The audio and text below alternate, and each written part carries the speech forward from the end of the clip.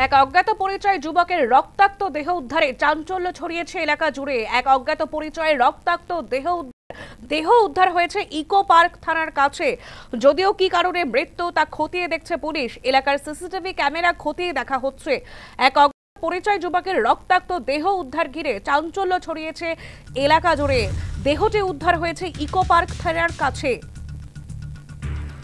Telephone লাইনে রয়েছে আমাদের প্রতিনিধি সন্তোষ ঠাকুর। সন্তোষ, কি কারণে মৃত্যু, কি বলছে পুলিশ?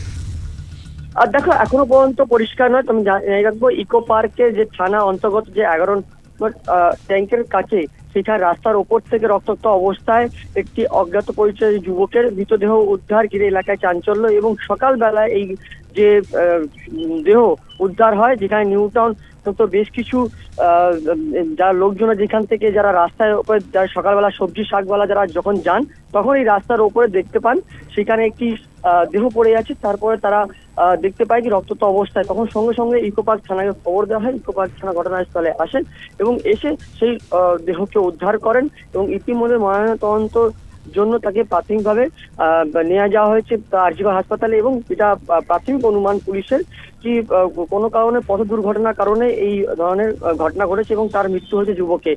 ইতিমধ্যে তার ময়নাতদন্ত রিপোর্ট আসার পর পরিষ্কার হবে কি কারণে তার মৃত্যু হয়েছে যুবকের। একেবারে ধন্যবাদ সন্তোষ।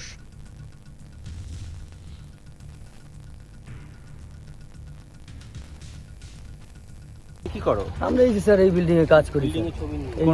এটা কাজ করি, ওইখানে দুটো কাজ চলছে। আচ্ছা, তোমরা এই বিল্ডিং এ কাজ করো? হ্যাঁ, এই বিল্ডিং এ কাজ করি, ওইদিকে দুটো বিল্ডিং এ কাজ চলছে, এখানে আমরা থাকি। আচ্ছা, এখানেই থাকি আমরা। ঠিক আছে স্যার, কিন্তু বলছি যে সেন্টারিং এর কাজ করে এই না আমাদের স্যার আমাদের মধ্যে তো কেউ নেই।